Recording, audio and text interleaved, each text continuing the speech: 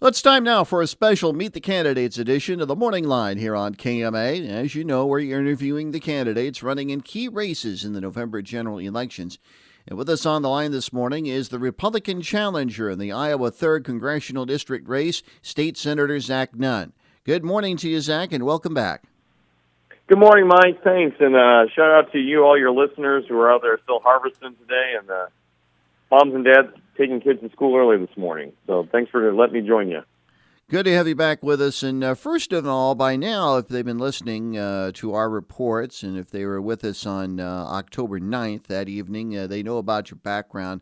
Could you talk about what made you decide earlier this year to run for Congress? Yeah, Mike. We've been serving in the state legislature for a while. We feel like Iowa has a really good playbook here to help Washington, D.C. We cut taxes, we put money back in Iowans' pockets, and that's helped our economy grow, kind of the direct opposite of what we're seeing out of Washington. But I will let you know what really inspired me here was I'm a military guy. I've flown multiple combat operations in Afghanistan, and I saw kind of a dark chapter in our country's history where we abandoned Americans and fellow allies who had served decades with me in Afghanistan.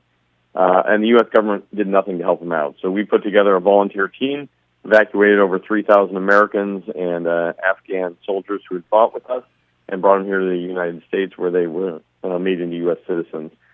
I don't feel like it should be individuals' responsibility to have to do the foreign policy work or the good governance work of the U.S. government.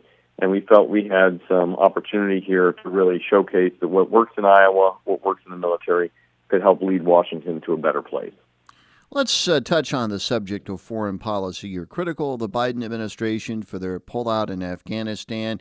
What do you believe that the United States should do as far as maybe returning to Afghanistan, and what areas do you believe that they need to shore up as far as foreign policy is concerned? Well, first of all, we still have Americans left in Afghanistan today. I think there needs to be a priority in evacuating those individuals and their immediate family. But to a larger picture, Mike, we're talking about national security. And there's a couple of things that folks, whether you're in Washington, D.C., or whether you're in Shenandoah, Iowa, know immediately. We have an energy crisis that is made of our own bad policy decisions out of the White House. And so when the president refused to, deter Russia from invading Ukraine, when Ukraine was invaded and we refused to sell them air defense systems that cost the life of tens of thousands of Ukrainians, when we allow autocrats, whether those autocrats be in Moscow or Beijing, or as we're seeing today in Tehran, in the country of Iran, that has a ripple-on effect to our entire economy and becomes a direct threat to farmers being able to get fertilizer at reasonable prices, or for the cost of diesel. We only have 23 days left of diesel reserve left in the country right now. That stops farmers in the fields, it stops trucks on the roads, it stops trains delivering food to all of our communities. These are real-world impacts that come home to roost because of bad foreign policy by this administration. One of the worst being the fact that we have a completely open border that brings in both a humanitarian crisis and a drug crisis to every community in our country. These are the kind of things that real leadership needs to be taken in Washington, D.C. We've got a strong record in delivering that here in Iowa. Also, one of the other big issues in this race has been health care. What improvements would you seek, or what would you like to see made in the nation's health care system? Yeah, so I've talked with a lot of families who have struggled here in Iowa when we first came into the legislature. So we moved forward in passing regional mental health plans that really help families get the access to critical care that they need.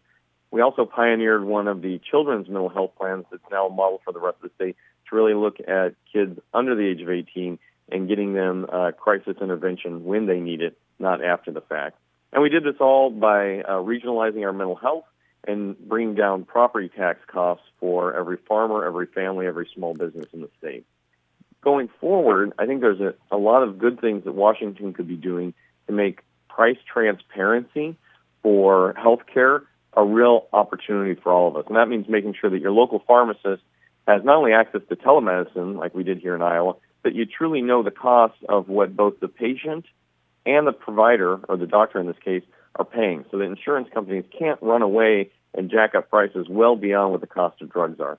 We still want to have innovation, though.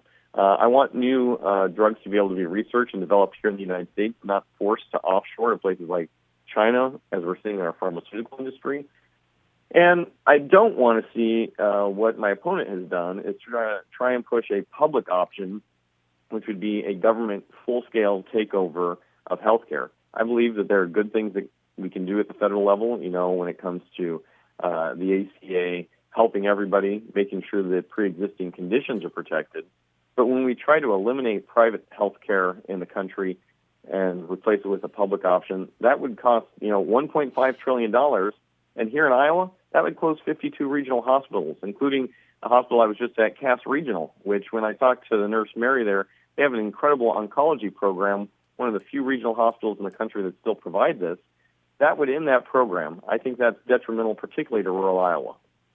We're talking with Zach Nunn, Republican challenger in the Iowa 3rd Congressional District race on the morning line this morning. One of the issues we didn't really touch on in the October 9th forum would be the future of programs such as Social Security, Medicare, or Medicaid. Do you support any reductions or eliminations of these programs? No, these have been strong safeguards for our community. So let me be very clear on this. We met with the AARP, and we have worked with communities across Iowa. Here in the state, I've been a strong supporter of our IPERS program, and we've done wonderful things to make sure that seniors in Iowa aren't overly taxed on their IPERS. We've eliminated the retirement tax completely. We've eliminated the death tax for farmers, and we've moved the income tax down to 3.9 across the board. We're working on eliminating that completely. The result, Mike, is we've seen our economy grow. The same can be said of Medicare, Medicaid, and Social Security. These need to be invested in, supported, and sustained for the families who have spent a lifetime paying into them. Unfortunately, whether you have Social Security as your retirement plan or a 401k, we've seen the value of those retirement plans completely decimated by the results of 40-year high inflation, 8% in climbing interest rates, and a cost of living that is going through the roof because the feds have decided to pour trillions of dollars into the economy but told every Iowan they need to tighten their belt. We're bleeding away our best safety net programs by high inflation, not by them being underfunded. So let's continue to support them, but let's also get the economy under control. That's what's going to help seniors stay in their homes and afford the things like medical costs and housing costs that are really biting into their budget. Another major issue in this country right now involves gun laws. Do you support a ban on semi-automatic or assault weapons in this country? And do you support a national firearms registry?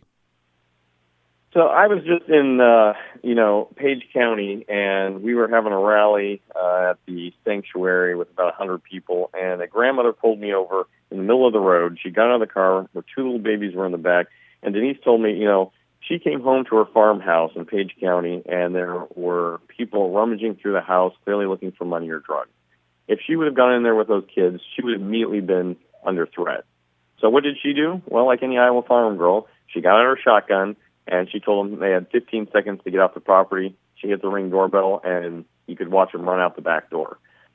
Iowa has been very good and responsible about our Second Amendment rights. These are things that we not only should be working to preserve, as we have put it on the ballot for this November 8th for listeners so that they know to include the Second Amendment in the Iowa Constitution. We're only one of 6 states that doesn't have it. But we also need to recognize that we have good laws currently on the books to do background checks to make sure that good firearm sales are taking place. Here's what I don't want, Mike. I don't want us to become a state like Illinois where we pass law after law to try and crack down on firearms, and the only people who are impacted are good firearms owners. Meanwhile, the criminal elements, the ones who are actually doing most of the damage, are left to their own devices where no one's getting enforced. There are three things I think we can do to help lessen gun violence in America. First would be able to support our law enforcement and make sure that our community and our cops are working together. We don't have this divisive issue like we have in Des Moines now where law enforcement is not even on a public school campus.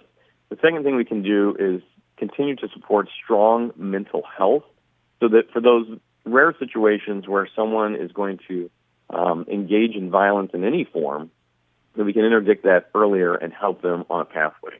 And then three, let's enforce the laws already on the books effectively. We can't have county attorneys in certain counties have a revolving door for criminals who should be spending time in prison back out on the street and then committing violence.